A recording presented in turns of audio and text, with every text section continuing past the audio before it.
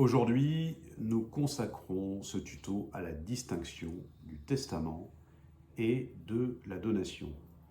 Il existe deux grands moyens de transmettre ces biens, c'est premièrement le testament, deuxièmement la donation.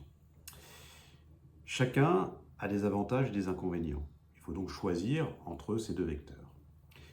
Parlons tout d'abord du testament. Le testament, c'est une manière de transmettre ses biens au jour de son décès.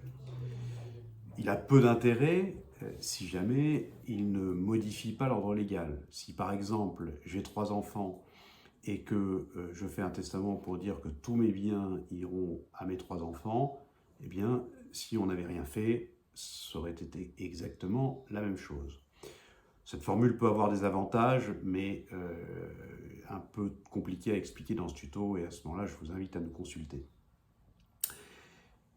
Le gros avantage du testament, c'est qu'on peut le révoquer jusqu'au jour de son décès. Donc, si jamais on change d'avis, eh bien, à ce moment-là, on peut faire un autre testament. Le testament peut avoir aussi soit un avantage pour avantager un enfant, soit pour, si jamais on n'a pas d'enfant, dire à quelle personne l'on veut que les biens reviennent.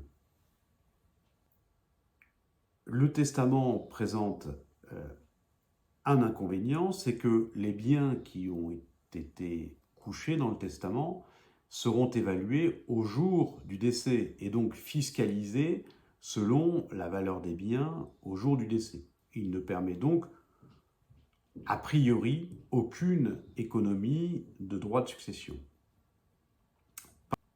Parlons maintenant de la donation. La donation, le principe, c'est que l'on se dépossède irrévocablement et instantanément du bien que l'on donne.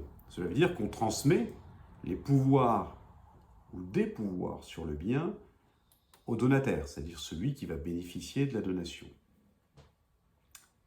C'est un acte qui nécessite une confiance absolue dans le donataire, soit parce qu'on lui a transmis la pleine propriété, soit parce qu'on lui a transmis la nue propriété, et si jamais on lui a transmis la nue propriété, c'est que l'on a conservé l'usufruit du bien.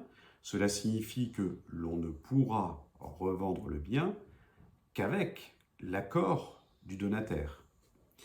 Le gros avantage de la donation par rapport au testament, en revanche, c'est une économie de droit de succession, puisque, premièrement, la donation va être fiscalisée selon la valeur du bien au jour de la donation, et que si l'on a fait une réserve d'usufruit sur cette donation, eh bien, cette réserve d'usufruit qui a une valeur qui est en fonction de l'âge de celui qui donne, par exemple, s'il a entre 51 et 61 ans, eh bien, l'usufruit vaut 50%. Cela signifie aussi que l'on va donner le bien pour 50% de sa valeur, et donc être fiscalisé sur 50% de sa valeur.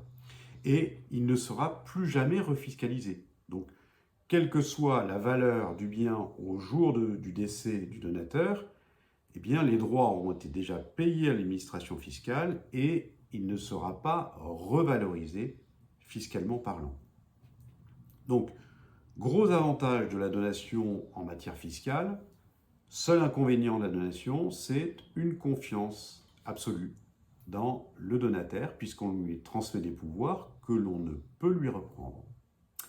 Voilà, j'espère que ce tuto vous aura été utile pour connaître votre souhait de transmission et pour déblayer un peu le terrain de manière à venir nous voir et à pouvoir en parler de manière un peu plus constructive et voir la solution qui est la plus adaptée à vos besoins. Merci beaucoup de nous avoir suivis.